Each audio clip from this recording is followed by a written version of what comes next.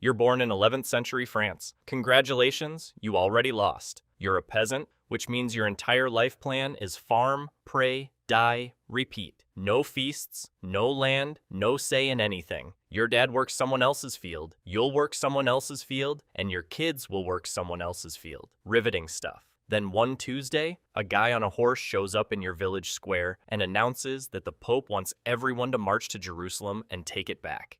And here's the kicker. He says, if you go, God forgives all your sins. Every single one. Instantly. No confession booth, no penance, just show up, swing a sword, and boom, clean slate. You're 19. You've never left your village. And suddenly some traveling preacher is telling you that dying in a foreign desert is a one-way ticket to heaven. Sounds insane. It is insane. You sign up anyway, so let's go over the perks real quick so you don't start crying just yet. 1. Guaranteed forgiveness for literally anything you've ever done. 2. If you survive, there's loot. Actual gold, actual land, status you could never touch back home. 3. Glory. Songs get written about crusaders. Nobody writes songs about guys who farmed turnips their whole life. But here's the catch. You have to walk there, not ride. Walk. Roughly 2,000 miles from France to Jerusalem, through mountains, deserts, and territory controlled by people who are, understandably, not thrilled you're coming to take their city. Oh, and you're leaving your wife behind for years, maybe forever. Now, if you've heard the popular legend, this is the part where husbands supposedly lock their wives into iron chastity belts before marching off, just to make sure nobody got any ideas while they were gone. Great story. Very medieval. Very much did not happen. Historians have found essentially zero credible evidence that chastity belts were actually used during the Crusades. Most surviving examples in museums turn out to be later inventions or novelty pieces, some built centuries afterward specifically to shock Victorian audiences, not iron underwear forged by paranoid Crusader husbands. So, no, your wife wasn't padlocked into medieval hardware while you were off starving in a desert, which, honestly, might be the one part of this entire ordeal that didn't suck. Everything else about being a Crusade soldier was miserable. This part was just a myth. You show up to the muster point thinking it's going to be simple. Grab a sword, walk east, stab some guys, get into heaven, right? Wrong. First thing you learn, you don't actually have a sword. Swords are expensive. You're a peasant. You get a spear, maybe a knife, and if you're lucky, a padded jacket that stops absolutely nothing. Meanwhile, the actual knights, the guys with armor and horses and years of training, are maybe 5% of the army. The other 95% of you are just guys. Farmers, blacksmiths, a suspicious number of criminals who joined specifically because they had a lot of sins that needed forgiving. Then comes the walking, weeks of it, then months. You cross the Balkans, then Anatolia, and somewhere around month 4, your shoes fall apart and nobody's replacing them. Food runs out constantly, because an army this size, tens of thousands of people, cannot realistically be fed by whatever villages happen to be along the way. So you learn to forage, which is a nice word for stealing from farmers who now hate you, or eating things that used to be alive and probably shouldn't be eaten. You now know things about survival you never wanted to know. But that's just the beginner stuff. After a few months, things get serious. Now you're learning that disease kills more crusaders than actual combat ever will. Dysentery, typhoid, dehydration. You watch guys who survived actual sword fights get taken out by bad water.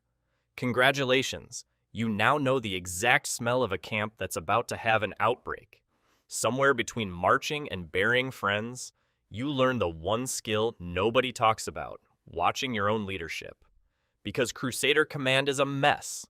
You've got multiple nobles who all think they're in charge. None of them agree on strategy, and half the time the plan changes because two lords had an argument, not because it made any military sense. You have to trust people who don't even trust each other. Cool system. Very stable. Nothing bad will come of this. After nearly 2 years of walking, starving, and burying people, you finally arrive outside the walls of a fortified city called Antioch. Just as soon as your commanders can agree on how to attack it. They don't for months. So you sit outside the walls in a siege camp, which sounds strategic until you realize it just means slow starvation with extra steps. Winter hits, supplies dry up, men start deserting in the night, and you don't blame them. You just hate that you can't join them, because deserting a holy war is the kind of sin even the Pope's forgiveness deal might not cover. Then one night, word spreads through camp. Somebody inside the city, a guard with a grudge, is willing to open a gate for the right price. It's not a battle plan. It's a bribe with extra steps, but at this point, you'll take it. Your unit gets picked to be part of the group climbing in under cover of darkness. You spend the whole climb convinced you're about to be caught and thrown off the wall. But somehow, impossibly, it works. The gate opens. Antioch falls. You'd think that's the happy ending. It is not, because almost immediately, a second army shows up outside the walls, this one much bigger, led by a general named Kerboga, and now you're not the guys outside a city anymore. You're the guys trapped inside one, besieged by the exact force you were hoping to avoid. Food runs out again, faster this time, because the city wasn't stocked for a siege you caused. Rumors spread that men have started eating their own dead just to survive. That's not a dramatic exaggeration for the video. That's documented history. You now know that hell has a taste, and it's whatever's left in the pot. Then, right when it feels like the whole crusade is about to collapse into a mass grave, someone finds a relic buried under a church floor, supposedly the actual spear that pierced Christ on the cross. Maybe it's real. Maybe it's a half-rusted farm tool and a very convenient miracle. Either way, morale explodes overnight. Starving, half-dead men suddenly believe God is personally backing their suicide mission, and somehow that belief is enough. You charge out of the city gates at an army that outnumbers you badly, and against every reasonable expectation, you win. You survive Antioch. You keep walking. Eventually, exhausted, reduced from tens of thousands to a fraction of that, you arrive at Jerusalem itself, the city you left home for 2 years ago to see, and you take it brutally, in a siege that historical accounts describe as one of the bloodiest days in the city's history. You did it. You're a crusader who actually made it to the goal. Here's the twist. You don't get land, you don't get gold. Most of the loot goes to the nobles who were already rich before they left. You're a peasant who walked 2,000 miles, ate things you don't want to remember, watched most of your friends die of a stomach bug instead of a sword, and your reward is a long, exhausting walk home. If you're lucky enough to survive that too. Some crusaders never made it back at all. Some settled in the new crusader states because going home meant walking 2,000 miles again with nothing to show for it.